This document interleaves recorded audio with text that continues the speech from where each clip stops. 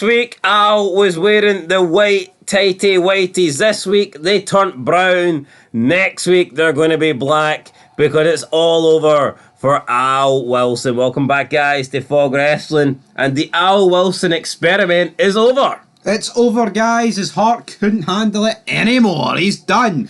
Taxi for Al, or should I say, hearse for Al, because it's all over. The dead man's coming back soon, and he's got a warm body to collect. Yeah, Undertaker's return is imminent, and who knows, maybe he came back just in time. He came back in time to collect a soul, and that soul could be Al Wilson, and we'll talk more about him at the end of this review, because SmackDown actually finished with Al Wilson. Didn't think he'd say that, but yeah, SmackDown went off the air with Al freaking Wilson. But before we get to him, we kick off. We see a video package of Brock Lesnar's ordeal last week on SmackDown. Opening match, it's Rikishi versus Big Show. Big Show wins the match via chokeslam. Heyman gets on the mic, promises to teach Brock Lesnar a lesson before the night is over. I feel like Rikishi's lost to Big Show more than once. Let's put it that way. He's definitely lost to Big Show more than once over the last few months. I guess this is a way of trying to make Big Show seem like a threat, having him beat a guy with a big fat ass. Yeah, they throw this match out every couple of months just to restore Big Show's threat levels. Even though we know that Big Show ain't going to do shit to Lesnar. But whatever, if beating Rikishi somehow pushes Big Show to the next level, then well, it is what it is. Then we got Chavo Guerrero with Eddie taking on John Cena with B2. Cena pins Chavo using the ropes for leverage, and nice wee tag team feud going on here. Cena and B2 getting some momentum. Yeah, no, it's nice, and it's nice to see Cena win, right? Because I think when Chavo's pinning you this early into your career, you have no career. There is no tomorrow. Ooh, Chavo. Ooh, down. Down. Anyway, we go to the honeymoon suite, and Dawn Marie and Al Wilson are getting ready for tonight. Dawn Marie says that she's going to report back later, and they're going to video everything. Now, online world of wrestling, them only enjoying anything that happens in the ring. They buried this, but, I mean, it's been pretty entertaining. So, it is what it is. Yeah, if it ain't two guys rolling about the ring in Speedo tights, and they ain't interested. No, they're not. Up next match was a non-title one. Billy Kidman versus Matt Hardy with Shannon Moore. Shannon Moore constantly interferes, but Kidman beats the odds anyway and pins Hardy. We said that Cena was on a roll. Billy Kidman is also on a roll. That's 2 wins in a row now. He's defeated Eddie Guerrero and Matt Hardy in back-to-back weeks, and I believe not long before that he also defeated Chavo Guerrero in a title match. So Billy Kidman has got a lot of momentum, hasn't lost a match in a while. Guy's looking good. He is looking good, but again, Matt Hardy was looking good. Why is he losing to Billy Kidman? Yeah, I don't quite get it. Matt clotheslines Shannon Moore. He's not happy. I think he blames Shannon Moore. Well, he teases a clothesline, then he decides he's not going to because Shannon Moore is his friend. So he doesn't bother, but who knows what will happen later on. Then we got Josh Matthews and Tori Wilson in an interview. Josh wants to know what Tori thinks of her new stepmother. Tori Wilson isn't having it. She says that the only thing that Dawn wants to do is embarrass her father. She says that she can't really stand by her father after what he's doing because this isn't right. Tori says that Dawn's going to get what's coming to her though, and she challenges her to a stepdaughter versus stepmother match at the Royal Rumble. First time ever, and I believe last time ever as well. Tori says she will take care of her evil stepmother, Dawn Marie. I'm actually surprised this match was made official, the challenge, before his death. I thought his death would have prompted this match, but it's weird that she's calling her out right here. I would have bet good money that Tori Wilson would have interrupted the wedding. Like, I would have put a lot of money on that. Didn't happen, though, for some strange reason. Up next with Tajiri versus Jamie Noble. Tajiri wins with a stiff kick to the head. He gets the pin. No Nuncio, for some reason. Did his flight not make it here? So Nuncio got brought in to help Jamie Noble since he was on a losing streak. Last week, Nuncio pretty much buried Crash Holly, beat him in like a minute. But tonight, Nuncio's not here and Tajiri picks up a win. It feels like we've seen this match though about a million times, man. Yeah, match number 9. Edge with Chris Benoit taking on Charlie Haas with Shelton Benjamin and Kurt Angle. Charlie Haas wins the match after Angle hits Edge with his crutch.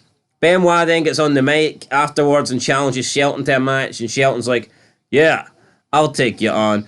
Kurt Angle then runs down, interferes, disqualifies Benjamin. Benoit's no happy, puts the crossface on Angle. Team Angle get involved. Edge gets involved, and this then leads to Team Angle and Kurt Angle beating up Benoit and Edge. So we had 3 matches now involving Team Angle. They haven't lost any clean, but they have lost 2 by disqualification. Yeah, and then we've got Charlie Haas picking up a win due to outside interference, thanks to Kurt Angle. they're definitely getting some form of rub. I believe next week is a handicap match between Team Angle against Edge and Benoit. If I was to make an early prediction, I'd go with Team Angle to win. Well, surely they have to win the handicap match. I have Angles. Now, you can argue that they haven't lost, but they haven't really been booked that strong either. I mean, who cares if you're not losing clean if you're getting DQ'd every week?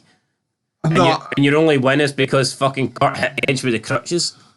I guess that's very true, but I mean, Kurt Angle, they've been portraying him as injured. Doesn't look very injured these days. He's moving very mobile, especially having a match next week. I'm not for just having jobber matches and squash matches like constantly, and like I know they used to do that with Braun Strowman. I think he's probably the worst for it. Braun Strowman and Omos, they seem to do it with big guys where they just chuck them.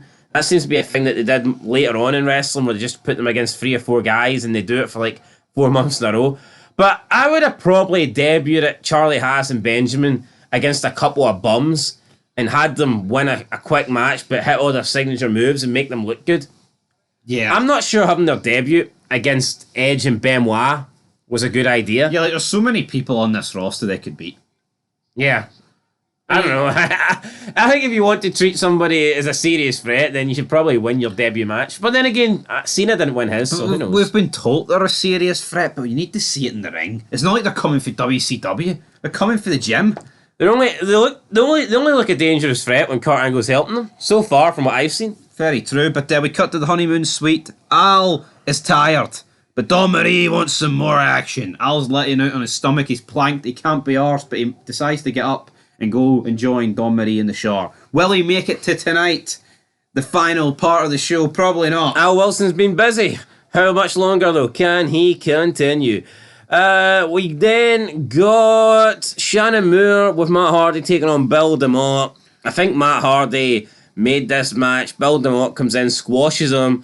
Then Matt gets in the ring and he's not happy. He says, you gave a good effort, but it's not good enough. Then he clotheslines Shannon Moore. And that was pretty much it. So Matt Hardy here, I don't know if it's wise. Shannon Moore's his only Mattitude follower, but he seems hell-bent on beating him down every single week. Maybe he should be nicer to his only friend. Yeah. MFer. He should be nicer to him. Up next, we've got Eddie Guerrero with Chavo taking on B2 with Cena. We've just got a lot of the same, feuds happening, don't we? Yeah, it's a SmackDown thing, though. I mean, they kind of expect that. Now, of course, John Cena didn't win this match. However, he wasn't really in this match. So if ever he was going to take a L somewhere, it's going to be when B2's in the match. Aye, if Eddie Guerrero can't beat B2, pish haircut or not, I mean, what's he doing? Aye, it would be a bad sign here, B2 beat Eddie Guerrero. We go back to the honeymoon suite. It's more of the same. Yeah, it's Don Marie trying to wake up Al, but Al passed out. He's tired. He's not ready. Maybe come back towards the end of the show and he will have built up some more energy, some more momentum. We go backstage. Paul Heyman's with Big Show and A-Train.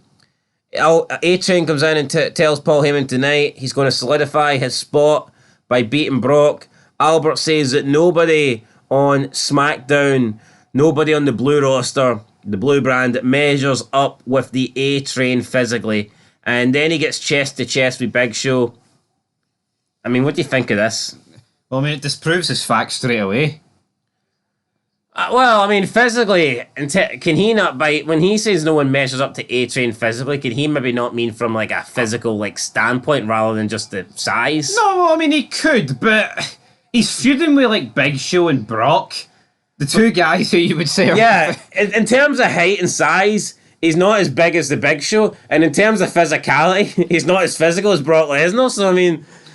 I don't get it. You should probably pick on Billy Kidman and Chavo. Rey Mysterio, Lindsay, all those wee guys. Have a wee working that way, but I mean, I'm not digging this A-Train return. Let's just slap a bit of hair on him and that's it. Anyway, A-Train, they're teasing a A-Train Big Show feud or partnership or whatnot, rivalry, who knows? Could A-Train be a Paul Heyman guy? Who knows? Then we get A-Train versus Brock Lesnar.